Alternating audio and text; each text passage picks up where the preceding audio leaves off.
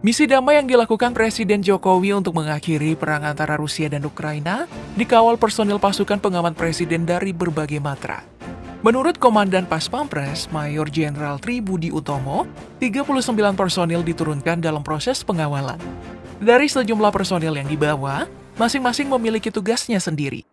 10 personil sebagai tim penyelamat, 10 lagi berperan memonitor kondisi, sementara 19 lainnya bertugas di dekat Pak Jokowi. Salah satu pasukan yang dibawa oleh Komandan Pas Pampres mengawal Presiden berasal dari Detasemen Jalamangkara atau dikenal dengan Denjaka.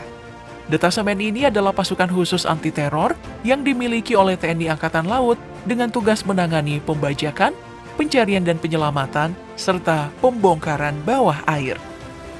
Karena ini adalah pasukan khusus, Denjaka diharuskan memiliki kemampuan terbaik dalam perang.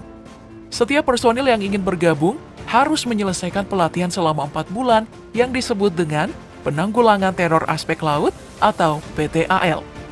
Sangat keras dan ketat. Calon prajurit harus melewati terpaan ombak laut yang ganas. Bahkan, prajurit kerap dilatih dengan posisi tangan dan kaki dalam keadaan terikat. Setelah menyelesaikan pelatihan, prajurit berhak mengenakan seragam hitam dengan baret ungu, berlambang jangkar dengan pedang menancap di tengah dan petir menyambar. Dalam operasinya, Denjaka biasanya hanya membutuhkan waktu 15 menit.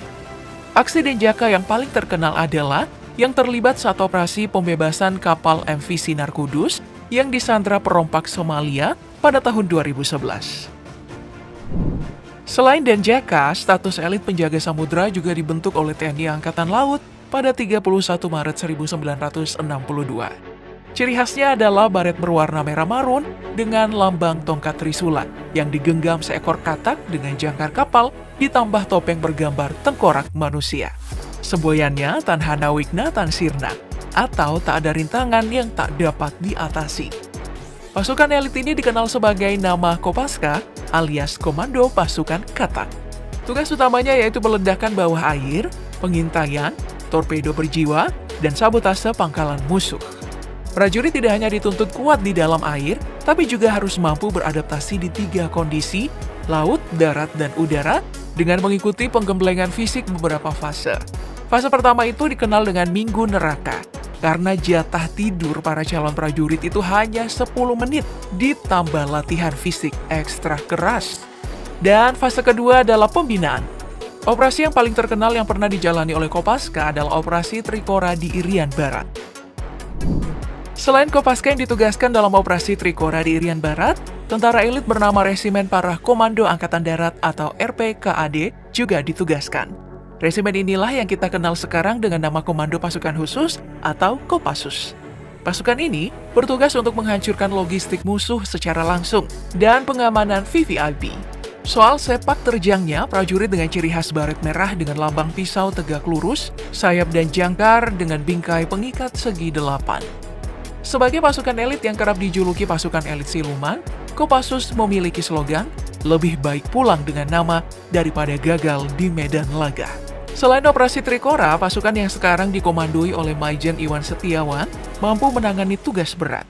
Di antaranya operasi penumpasan D1, T2, lalu operasi militer PRRI atau Permesta, operasi Trikora, penumpasan G30S, operasi Seroja di Timur Timur, operasi Sandra di Bandara Don Muang, Thailand, dan ikut andil dalam operasi pembebasan Sandra oleh perompak Somalia. Salah satu latihan terberatnya adalah berjalan kaki sepanjang 500 km. Bahkan, menurut Serka Asmujiono dalam buku Kopassus untuk Indonesia, setiap prajurit tak akan mau mengulang pendidikan komando selama 7 bulan, meski dibayar 1 miliar.